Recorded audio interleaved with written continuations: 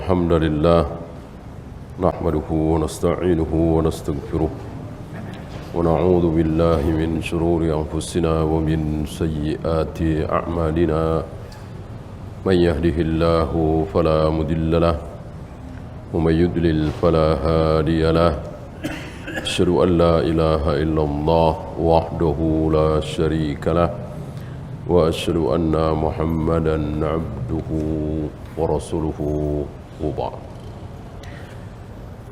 Kita masih melanjutkan suratul Lail sampai ayat 1 sampai ayat 11 sudah.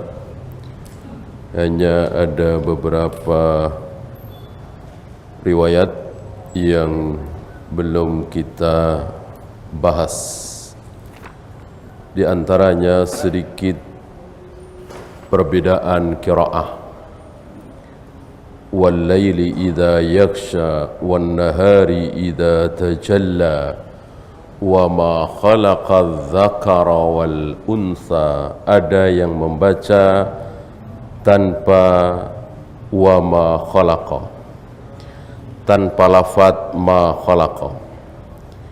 Ini dibawakan oleh beberapa a'immah, terutama Imam Ahmad, tentang riwayat waz-zakara wal unsa tanpa lafaz wa ma khalaqa. Ini bagian dari qiraah sab'ah yang ada di riwayat. Sekali lagi, qiraah sab'ah sampai hari ini masih ada. Yang sudah tidak ada adalah 7 huruf. Tinggal 1 huruf. Yang 6 huruf sudah dibakar di zaman Utsman. Ketika ada bibit-bibit perselisihan terhadap ayat-ayat Al-Quran, maka cepat-cepat Utsman berijtihad, mengambil langkah supaya perselisihan itu tidak meluas. Maka yang 6 huruf, 6 dialek dibakar. Tinggallah 1 sampai hari ini, dan itu tidak masalah. Kemudian beliau membawakan ayat lain, Al-An'am 110, dalam rangka menafsirkan ayat tadi. Wa nuqallibu afidatahum. Ayat tadi saya ulang sebentar ya, demi malam yang menutupi, demi siang. Tentang demi ini jangan dianggap bahwa Allah mengajarkan bersumpah atas nama makhluk. Demi masa, demi bulan, demi matahari, kan banyak sekali di Al-Quran. Demi waktu duha. Kemarin sudah kita bahas bahwa terjemahan demi kurang tepat, tapi memang tidak ada terjemahan lain. Intinya Allah tidak bersumpah. Allah tidak mengajarkan sumpah atas nama makhluk. Lalu kita salah faham. Kalau begitu kita boleh bersumpah demi langit, demi bumi, demi Jibril, demi Rasulullah. Demi Allah paling bagus. Tapi demi Jibril boleh, demi Mikail boleh, demi Rasulullah boleh, demi langit, demi bumi boleh. Ini salah faham. Siapa yang bersumpah dengan nama selain Allah, berarti dia telah berbuat syirik. Walaupun sumpahnya benar, walaupun sumpahnya jujur, lebih besar dosanya daripada sumpah palsu tapi dengan nama Allah. Sumpah palsu dengan nama Allah dosa besar. Sumpah benar bukan sumpah palsu tapi dengan nama selain Allah, lebih besar lagi dosanya, bahkan syirik. Kemudian demi apa yang Allah ciptakan, yaitu berupa laki-laki dan perempuan, usaha kalian bermacam-macam. Barang siapa yang memberi dan bertakwa, membenarkan al-husna, membenarkan adanya hari kiamat termasuk surga di sini, maka kami mudahkan dia menuju jalan kemudahan. Sebaliknya barang siapa yang bakhil dan merasa dirinya cukup dan mendustakan hari kiamat, termasuk melihat wajah Allah dia dustakan, maka kami mudahkan dia menuju jalan kesulitan dan tidak akan bermanfaat bagi dia hartanya. Kemudian beliau membawakan ayat yang semakna, wa nuqallibu afidatahum, kami bolak-balikkan hati mereka. Ingat, salah satu sifat perbuatan Allah adalah membolak-balikkan hati kita. Maka ketika kita terbalik ke arah baik, tiba-tiba kita berkeinginan untuk silaturahim ke orang tua, tiba-tiba kita berkeinginan untuk umrah, tiba-tiba kita berkeinginan untuk berbuat baik. Ketika Allah balikkan ke arah buruk, tiba-tiba kita beringinan untuk maksiat. Maka sunnah bagi kita memohon kepada Allah, ya muqallibal qulub, tsabbit qalbi ala dinik. Ini sunnah sebagai pengakuan bahwa hati kita itu ada di tangan Allah, dibolak-balikkan dengan dua jari Allah. Maka kita tidak bisa menguasai hati kita. Kita tidak bisa berbuat apa-apa terhadap hati kita. Kalau tangan masih bisa. Jangan mengambil sesuatu yang haram, jangan langkahkan kaki ke tempat yang haram, mata jangan melihat hal yang haram, mulut tahan, jangan mengucapkan kalimat yang buruk yang haram. Bisa, kalau hati tidak bisa. Gimana caranya supaya hati kita tidak bersedih? Gak mungkin bisa. Gimana caranya supaya hati kita berbahagia terus? Hari ini dari saya bangun pagi sampai nanti tidur lagi, saya akan bahagia. Saya tidak mau sedih. Bisakah? Tidak bisa. Karena hati kita di tangan Allah. Yang bisa kita usahakan adalah tangan, kaki, lisan, mata, bukan hati. Maka kalau ada pertanyaan, kemarin sudah kita singgung sedikit, batin mempengaruhi zahir, apa zahir mempengaruhi batin? Jawabnya, zahir mempengaruhi batin, bukan batin mempengaruhi zahir. Terbalik. Zahir dulu yang bisa kita lakukan, zahir, tangan, kaki, mulut, mata, itu kita bisa usahakan. Batin hati tidak bisa. Oleh karena itu Nabi nyuruh apa? Kita disuruh saling mencintai agar saf kita lurus dan rapat. Apa kebalik? Kebalik. Luruskan dulu, rapatkan dulu saf kalian agar kalian nanti saling mencintai. Lihat, zahirnya dulu kan bisa kita lakukan. Ketika kita sholat, kita tempelkan bahu kita dengan bahu sebelah, mata kaki kita dengan mata kaki sebelah. Ketika ini kita lakukan bersama kaum muslimin ketika sholat berjamaah, Allah menjamin pasti hati kalian akan menyatu, akan saling mencintai. Zahir mempengaruhi batin. Nabi tidak mengatakan hendaklah kalian saling mencintai. Agar apa? Agar nanti kalau kalian sholat berjamaah lurus dan rapat. Tidak. Jadi yang bisa kita usahakan adalah zahir, bukan batin. Begitu juga ketika kita ingin saling mencintai antar tetangga, antar saudara, oleh Nabi kita disuruh saling memberi hadiah. Hendaklah kalian saling memberi hadiah. Agar apa? Agar kalian saling mencintai. Nabi tidak mengatakan hendaklah kalian saling mencintai. Agar apa? Agar kalian saling memberi hadiah. Tidak. Hadiah dulu baru saling mencintai, bukan saling mencintai dulu baru kemudian memberi hadiah.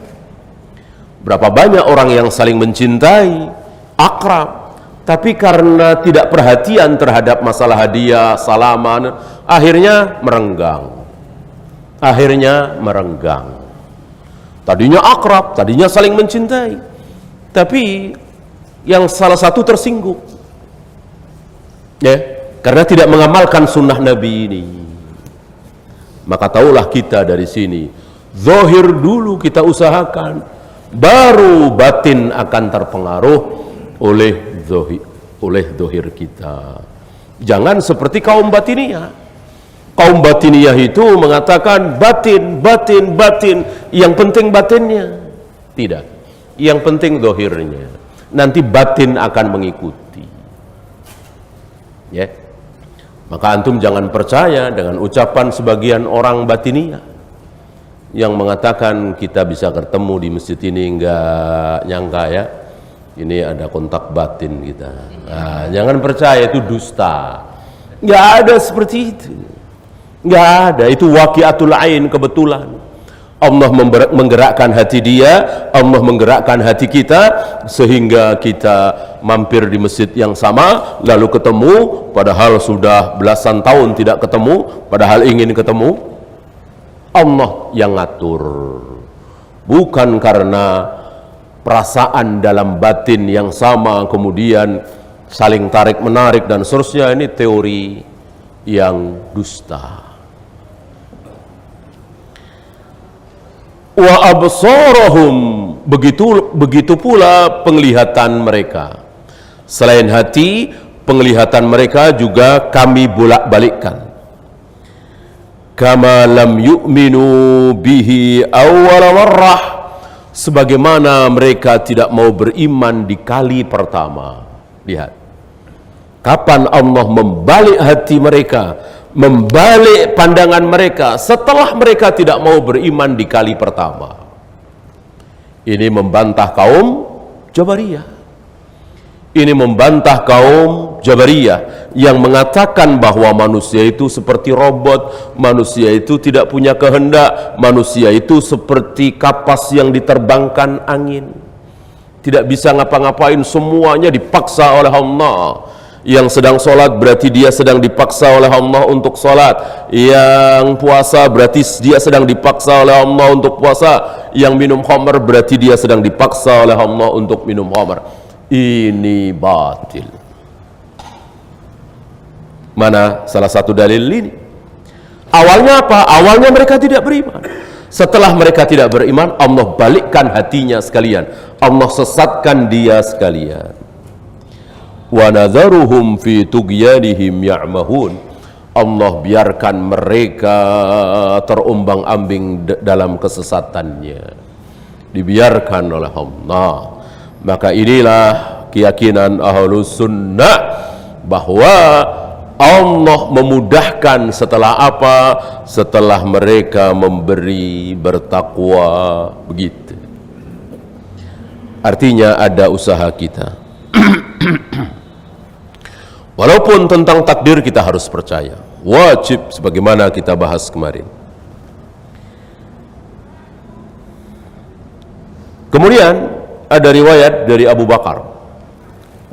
Abu Bakar pernah bertanya kepada Nabi alaihi salatu wassalam, "Ya Rasulullah, ana'malu ala ma faraga minhu aw ala amrun mu'tanif?"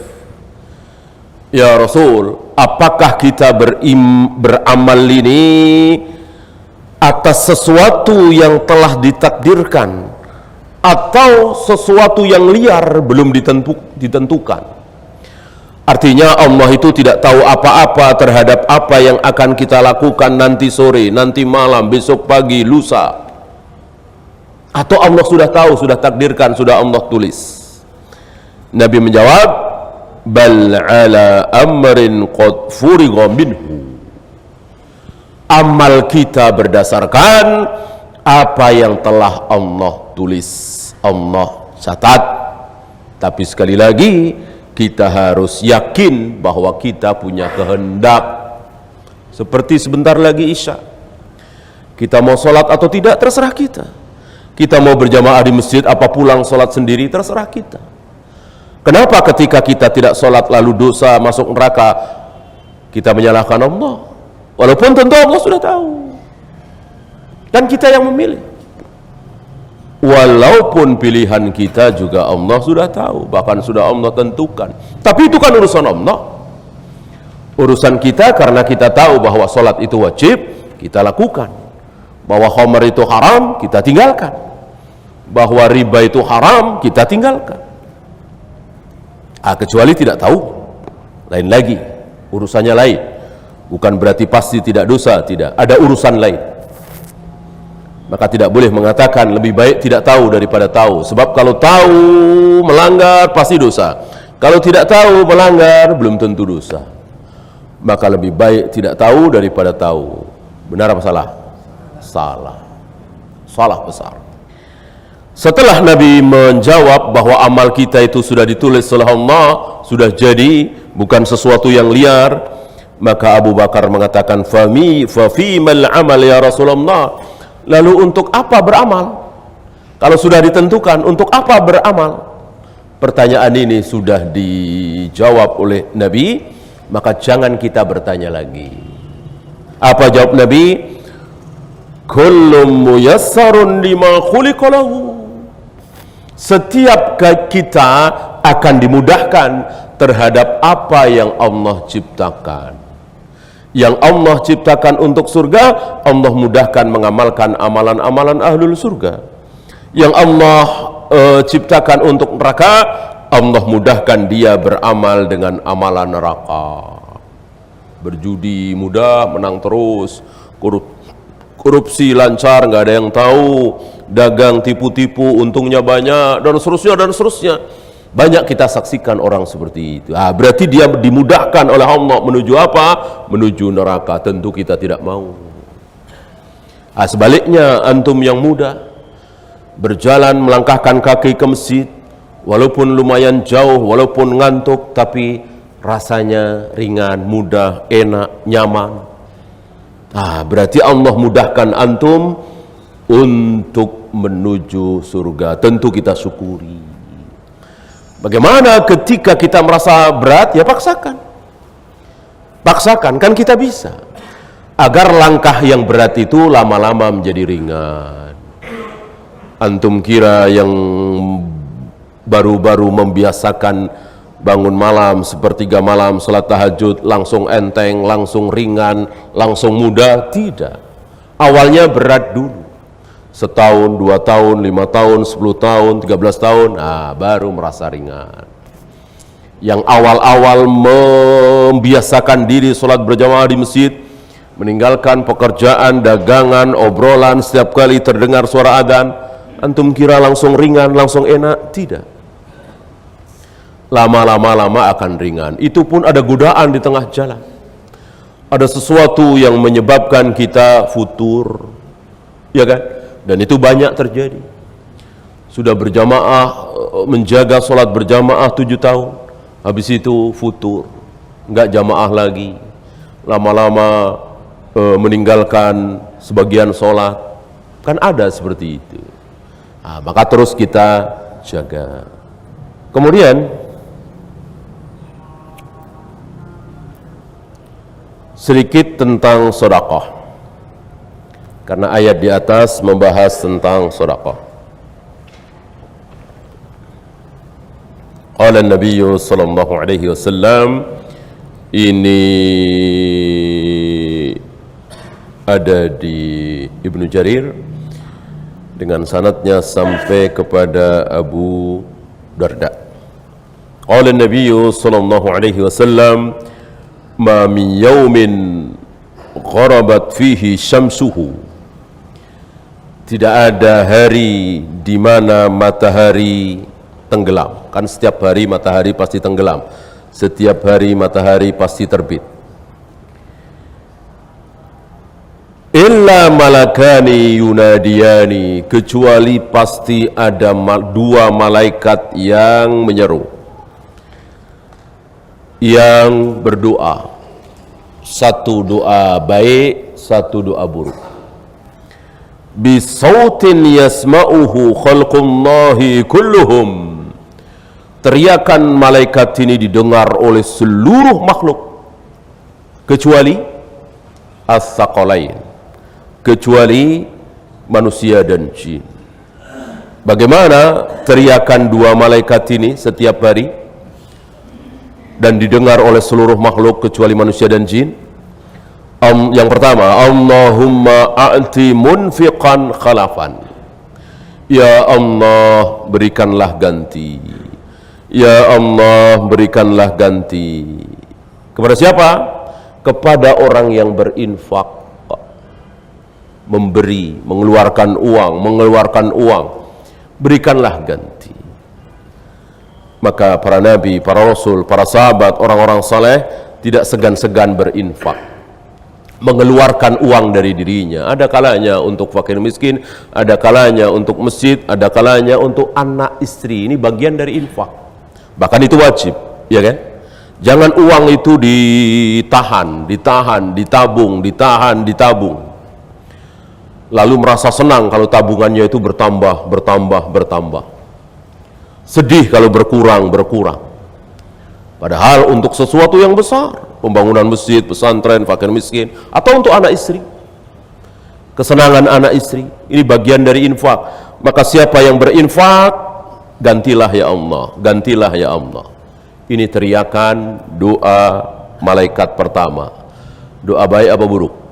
Baik. Yang kedua doa buruk. Wa'ati mumsikan talafan. Berikanlah talaf, kebangkrutan, kebinasaan bagi mumsik. Amsaka yumsiku imsak. Imsak apa?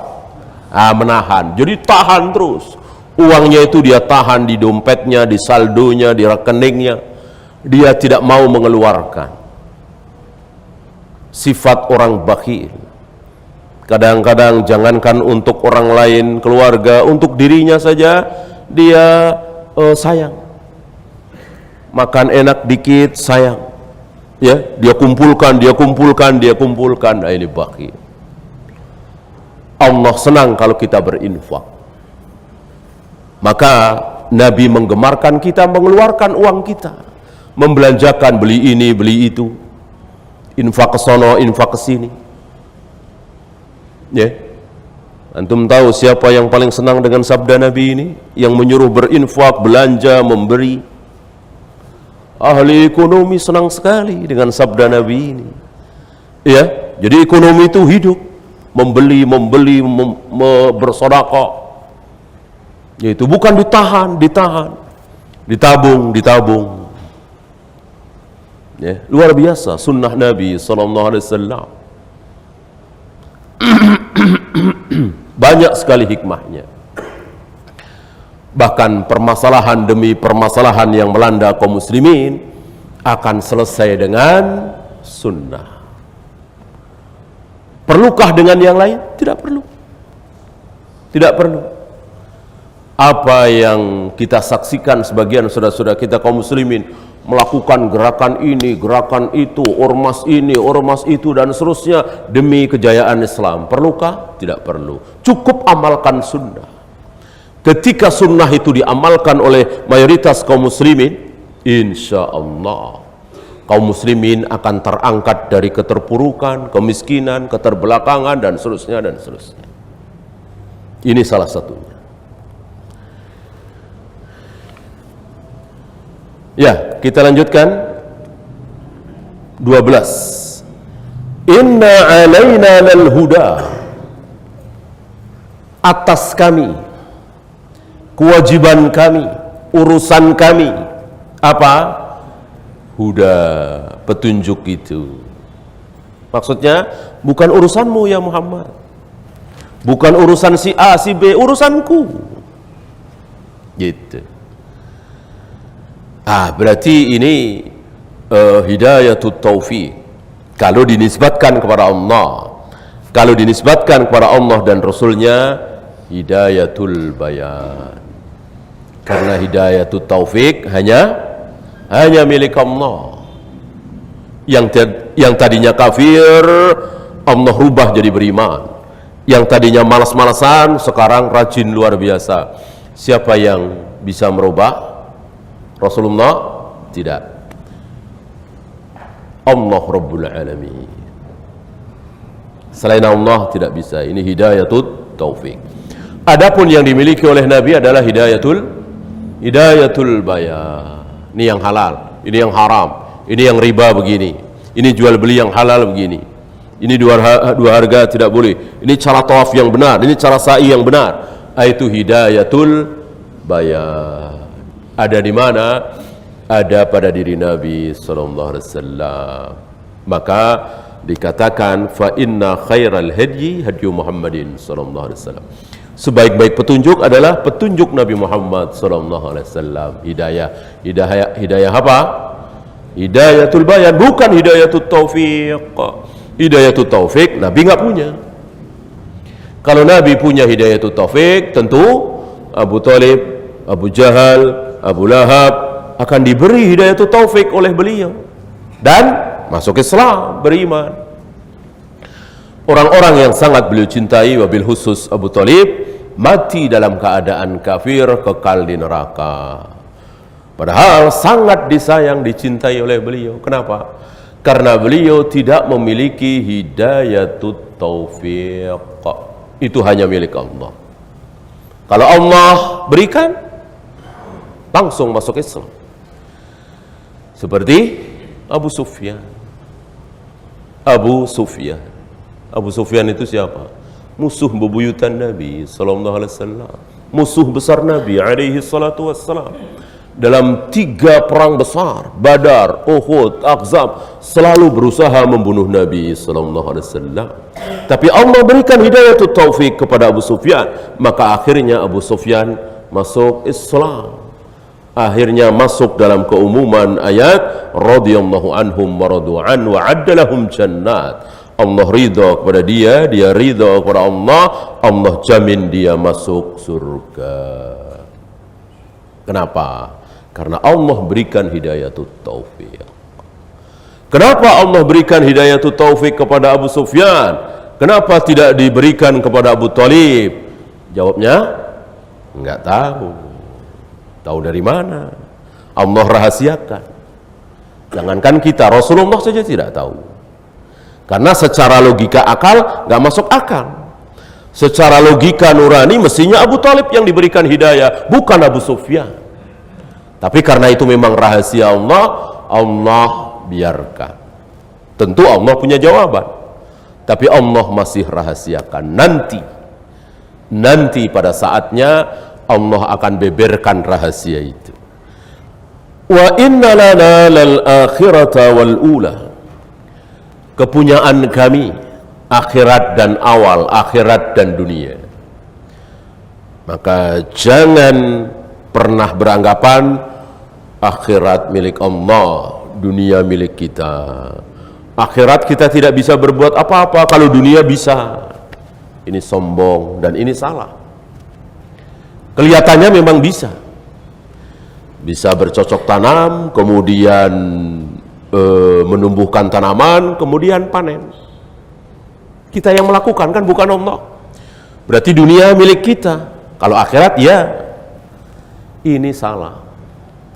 Berapa banyak orang yang berusaha di dunia ini dengan rumus yang benar, dengan cara yang benar, tetapi gagal. Kenapa? Karena milik Allah. Bukan hanya akhirat yang milik Allah, dunia juga milik Allah. Maka ketika orang kafir yang tidak sholat, yang tidak beriman, yang mencaci maki Allah, kok hidup serba berkecukupan, tanamannya bagus, pertaniannya luar biasa, itu pemberian Allah, bukan pemberian iblis, bukan pemberian Allah. Tetap itu dari Allah. Allah biarkan. Sebagaimana Allah biarkan Fir'aun melakukan kemaksiatan terbesar, mengaku sebagai Tuhan, Allah biarkan. Bahkan Allah tidak berikan sakit kepada diri Fir'aun. Ada riwayat Fir'aun tidak pernah sakit. Dari kecil sampai dia tenggelam di Laut Merah itu belum pernah sakit. Siapa yang menjaga kesehatan Fir'aun? Siapa? Allah Rabbul Alamin. Jangan bilang iblis. Iblis enggak bisa berbuat apa-apa tanpa izin Allah. Ya, apa istilahnya? Istidraj. Tentu kita nggak mau. Kita tidak mau. Maka antum jangan salah faham, jangan GR, jangan merasa dirinya hebat ketika menipu, ketika bohong, ketika memanipulasi data. Kok kemudian uang tambah banyak, rizki tambah lancar, badan tambah sehat? Antum harus takut, jangan-jangan ini istidraj. Musibah besar kalau sampai kita diberi istidraj oleh Allah. Memang nikmat, lezat, kaya raya, tapi akan berakhir dengan keburukan sebagaimana Fir'aun. Tentu kita tidak mau. Fa'anzartukum naran talazza. Aku peringatkan kalian dengan neraka yang menyala-nyala. Ini kalau Allah memperingatkan, kalau Allah mentahdzir, kalau Allah menakut-nakuti. Tidak seperti sebagian orang hizbiyin harakiyin menakut-nakuti kaum muslimin dengan awas nanti 2020, awas nanti 2025, ada PKI, ada ini, ada itu. Tidak. Nanti kalau kita nggak ikut-ikutan, nanti kekuasaan di tangan orang-orang kufar. Ini menakut-nakuti yang nanggung. Kalau mau menakut-nakuti, jangan tanggung-tanggung. Neraka, siksa kubur, mungkar nakir akan memukulmu di antara dua telingamu. Yang seandainya pukulan itu ditimpakan kepada gunung Uhud, maka hancur gunung Uhud. Begitu kalau mau menakut-nakuti kaum muslimin. Jangan kaum muslimin ditakut-takuti dengan 2020, 2019, yang PKI, yang komunis, yang Syiah, yang ngapain takut yang begituan?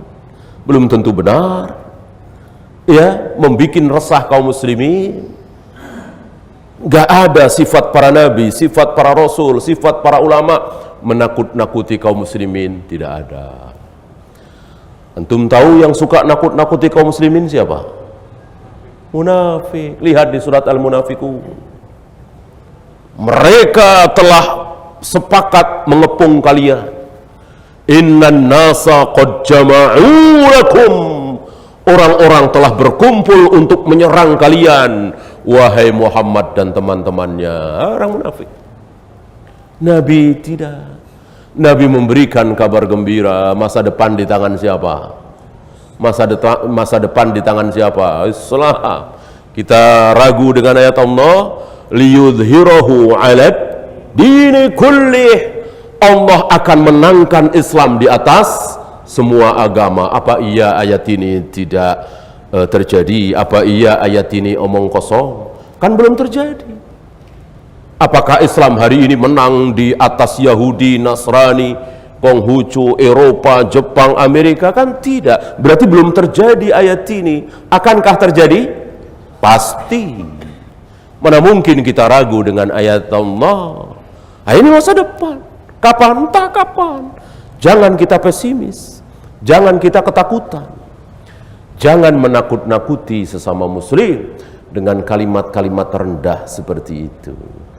Kalau mau ditakut-takuti, seperti Allah menakut-nakuti kita, neraka, alam barzah, sirat. Jangan sampai tidak minum di haud. Ditakut-takuti dengan hal seperti itu. Itulah Nabi SAW. Khabbab bin Arad, Bilal, Sumayyah, Yasir, Ammar bin Yasir, itu disiksa habis-habisan oleh tuannya gara-gara masuk Islam. Datanglah Khabbab bin Arad menemui Nabi yang sedang tiduran di naungan Ka'bah, berbantalkan burdah beliau.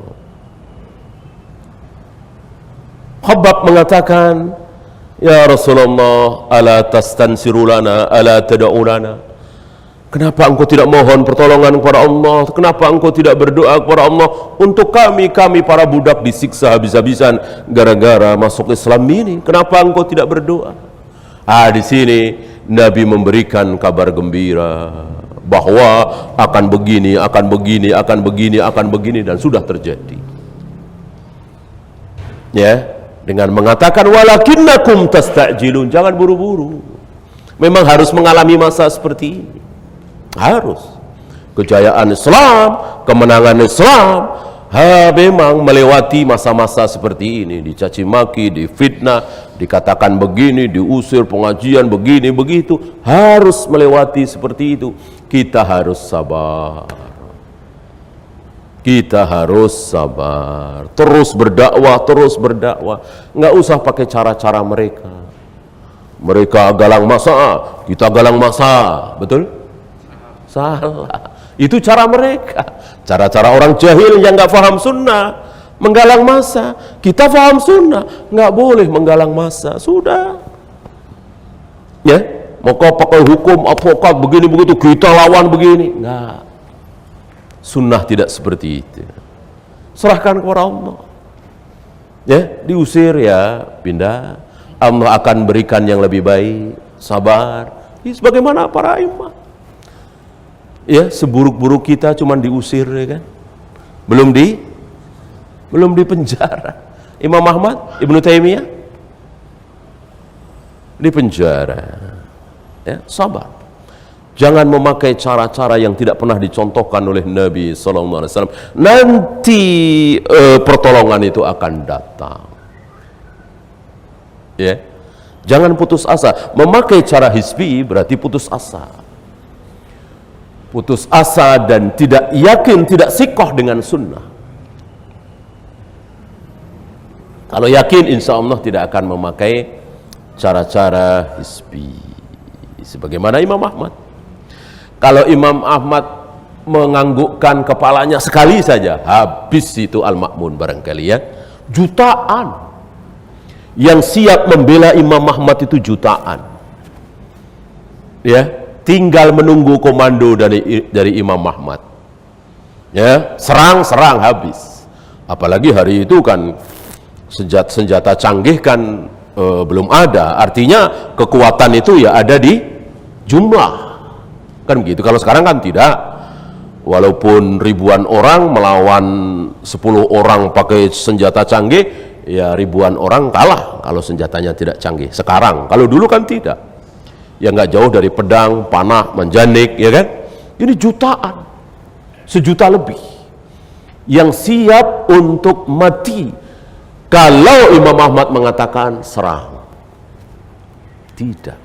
Tentu sakit sekali Imam Ahmad, disiksa, dipenjara, sampai punggung beliau kan ada yang patah ya, karena dipukul dari belakang dengan cambuk, dengan kayu, sampai agak sulit beliau berdiri. Beliau tidak, ya. Kenapa? Karena Khalifah Al-Ma'mun dan para pembesarnya itu masih muslim. Kalau kafir sekalian ya selesai jihad. Muslim, masuk jihad muslim melawan muslim, sudah ngalah saja. Maka beliau hanya menunduk dan mengatakan ad-dima. Jangan ada darah. Ya. Biarkan darahku saja yang mengalir. Kira-kira seperti itu. Beliau berdarah-darah jelas. Kan beliau satu-satunya.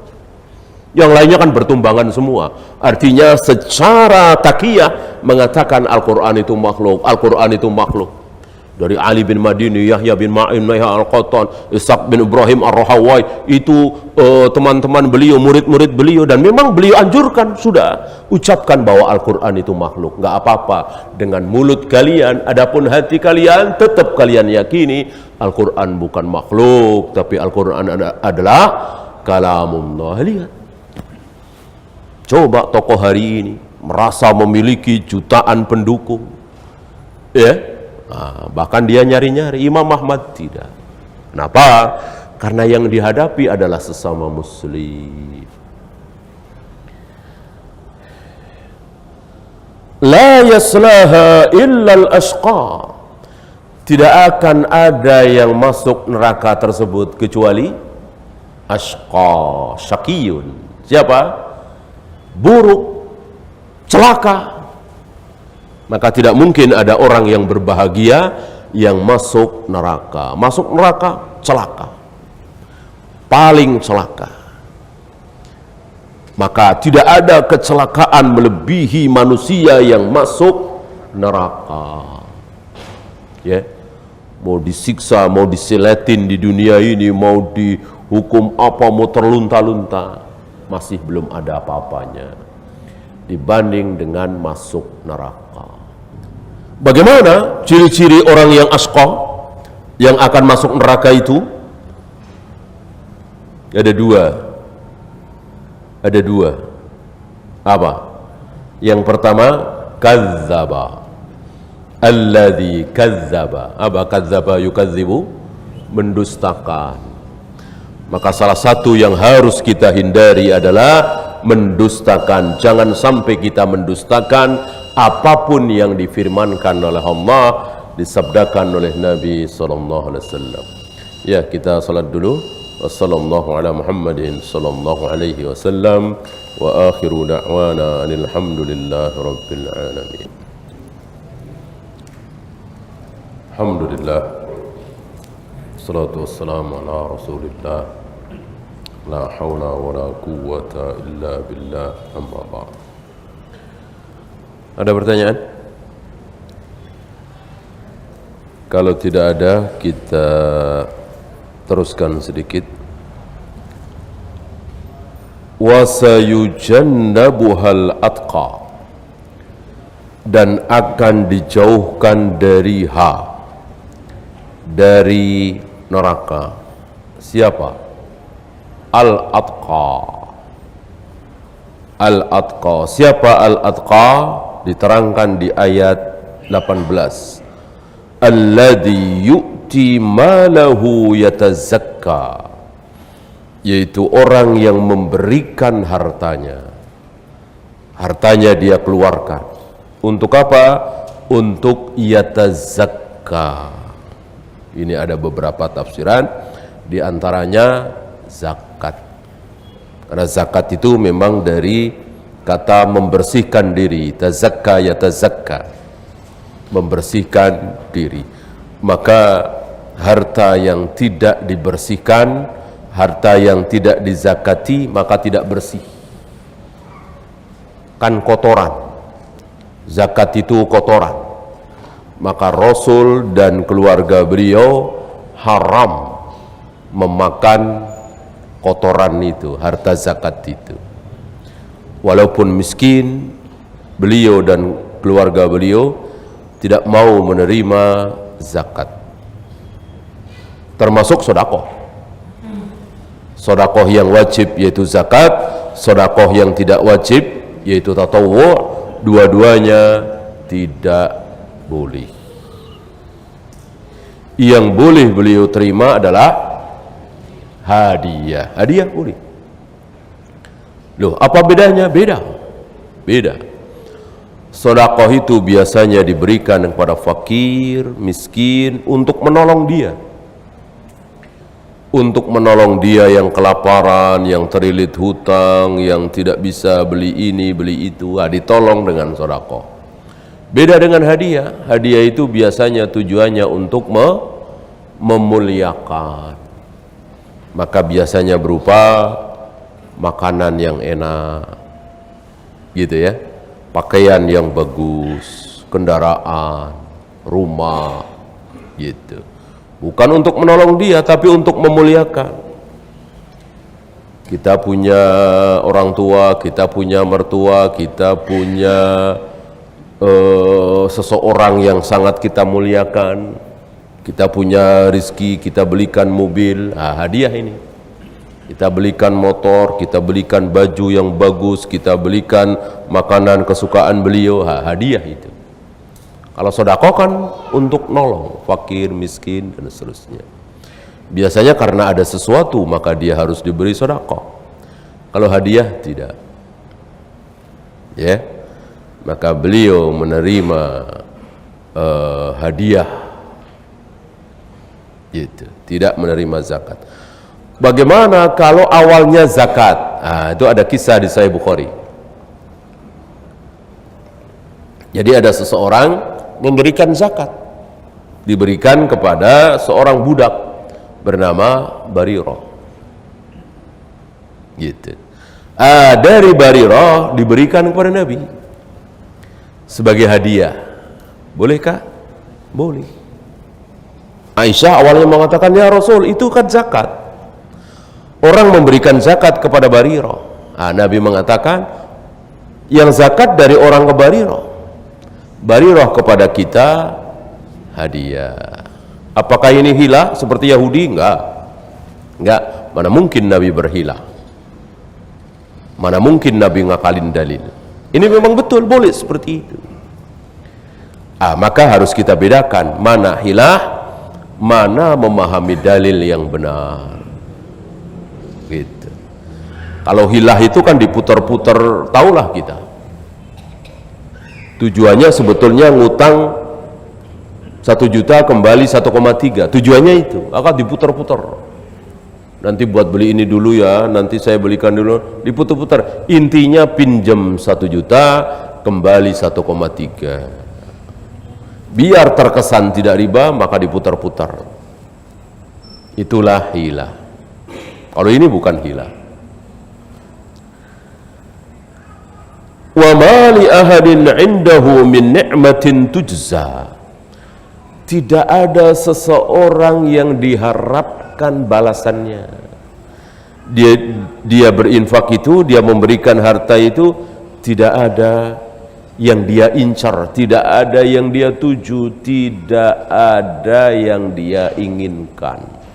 Jadi betul-betul ikhlas semata-mata karena Allah. Illa ibtigha'a wajhi rabbihil a'la, sekedar mengharap wajah Allah yang maha tinggi. Wala saufa yarda, agar dia ridho. Ya, dia akan ridho. Itu senang. Siapa yang dimaksud dalam ayat ini? Ada tafsiran di sini. Dialah adalah manusia yang termulia setelah para nabi, para rasul. Siapa? Abu Bakar. Yang dimaksud dalam ayat ini adalah Abu Bakar. Entah, kalau kata kita sekarang, entah berapa miliar ya. Harta yang dikeluarkan oleh Abu Bakar itu entah berapa miliar untuk memerdekakan budak-budak muslim-muslimah itu. Mahal sekali. Ya, bahkan menjelang perang Tabuk, Umar mensodakohkan separuh hartanya, Utsman mensodakohkan separuh hartanya, Abu Bakar seluruh hartanya beliau infakkan. Sampai Nabi bertanya, untuk engkau dan keluargamu apa? Abu Bakar menjawab, untuk aku dan keluargaku cukup Allah dan Rasulnya. Saking sikohnya, saking yakinnya bahwa Allah akan memberikan ganti. Dan betul, tidak selang lama Allah ganti. Usaha lagi, istilah kita bisnis lagi, langsung melejit lagi. Padahal dari nol orang diberikan semua. Selain rumah barangkali ya, selain rumah dan pakaian dan tanah, karena kan yang diberikan di situ untuk dibawa ke Tabuk. Yang diserahkan di situ kan untuk membiayai perang, kan tidak mungkin tanah, tidak mungkin rumah, pakaian juga tidak ya. Kurma, syair, gandum, bahan makanan lah ya, semuanya yang beliau miliki. Wallahu ta'ala a'lam. Sampai Abu Bakar ini dinyatakan oleh Nabi, na'am wa arju an takuna minhum. Aku berharap engkaulah orangnya, salah satu orangnya. ketika Abu Bakar bertanya, adakah seseorang yang dipersilahkan masuk surga dari seluruh pintu yang ada? Kan masing-masing dengan pintu masing-masing. Ada pintu sholat, ada pintu haji, ada pintu jihad, ada pintu saum, ya, royan. Abu Bakar bertanya, adakah yang dipanggil dari segala pintu? Inilah jawab Nabi, wa arju an takuna minhum. Aku harap engkaulah orangnya, salah satu orang yang akan dipanggil dari segala pintu. Ya. Satu lagi sebelum kita tutup, riwayat Imam Bukhari, qala an-nabiy sallallahu alaihi wasallam, inna ahwana ahlin nari adzaban, penduduk neraka yang siksanya paling ringan. Masih ingat siapa? Abu Thalib, tapi tetap kekal. Rajulun tuda'u fi ahmasi qadamaihi jamratan, seseorang yang diletakkan jamrah. Jamrah itu bara api dua, satu kiri satu kanan di akhmas. Akhmas itu telapak kaki yang tidak menempel ke tanah. Jadi ketika kita berdiri, ada bagian tengah telapak kaki kita yang tidak menempel plek di tanah, ya kan? Masih ada rongga dikit. Rongganya itu dimasukin bara api. Satu-satu, dua. Ya. Panas, tentu. Ya. Saking panasnya, yaghli minha dimaghuhu. Otaknya, dimagnya mendidih. Gimana dada, perut, paha, betis, otaknya aja yang jauh, kan paling jauh kan otaknya, dibanding dengan dada, perut, betis, itu otaknya mendidih. Itulah siksa neraka yang paling ringan. Dan dia bilang apa? Dia bilang apa? Dia mengatakan, ma yara anna ahadan asyaddu minhu azaban. Tidak ada yang disiksa lebih dahsyat dari aku. Tidak ada orang yang disiksa lebih parah dari aku. Jadi merasa azab yang dia rasakan itu yang paling dahsyat, padahal paling ringan. Waliyadzubillah. Itulah neraka. Ya, itu saja. Sebelum ditutup, mungkin ada pertanyaan.